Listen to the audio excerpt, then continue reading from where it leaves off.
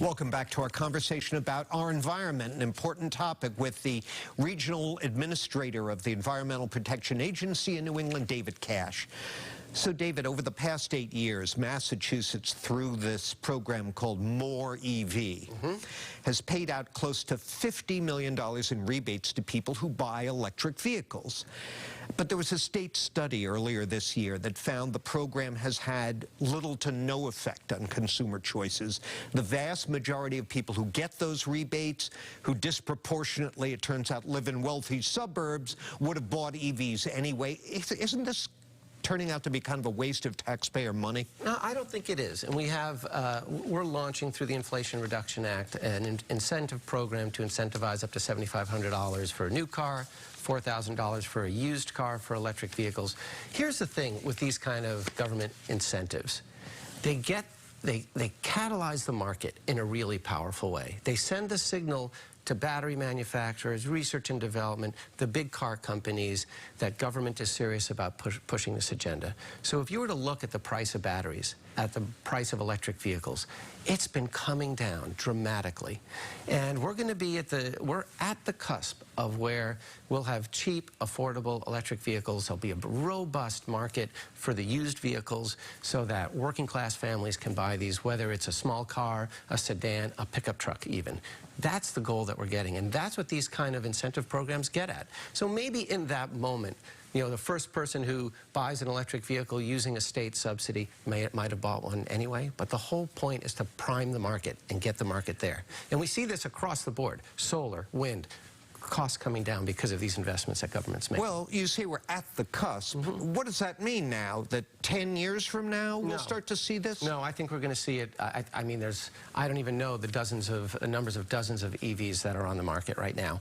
But I mean, you could see the demand is incredible.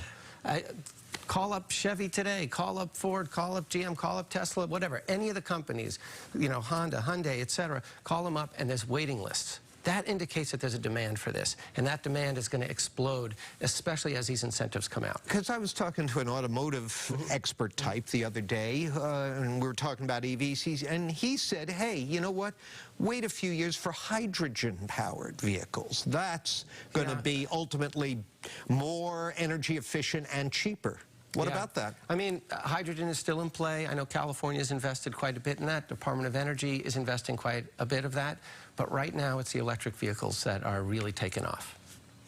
I want to slip in one last issue here before our time's up. Earlier this fall, your office announced that businesses within the Mystic, Charles, and Neponset River watersheds, that's most of the Boston area, are going to have to prove they're reducing stormwater runoff and the pollution that it often carries from their properties. In an interview with you that I read, you described this as, quote, the last piece of the environmental work that began decades ago with the Boston Harbor cleanup. How can you be so confident that we're not going to discover we have to take more regulatory steps down the road, which will also carry cost? Yeah, so the science in this area is pretty well developed. I mean, this has been decades and decades of working with the Massachusetts Water Resources Authority, MWRA, and all of these cities and towns. There's something like 75 of them, and we can identify pretty well that we've dealt with the worst issue of combined sewer overflow of these wastewater treatment plants that have been dumping, into these three watersheds into Boston Harbor. And we can identify that it's primarily from these private properties, parking lots, big box stores where this is coming from. And this is the last big piece. And you know what? This is the places where at the bottom of the watershed are these communities, low-income communities, communities of color, that bear the brunt of the runoff, of the dirty runoff that ends up in their basements, floods their basements during big storms, and it's just getting worse with climate change. Well, David, you've got a big job that sits, as our listeners and viewers have heard here, at the nexus of both the environment and a lot of economic issues. We'd like to have you come back here as the new year begins and update us on some of this. I would love that, because there's no question in my mind that economic development can be driven by wise environmental policy, and that's what we're doing. Thanks for being here. Thanks for having me. David Cash, Regional Administrator, Environmental Protection Agency.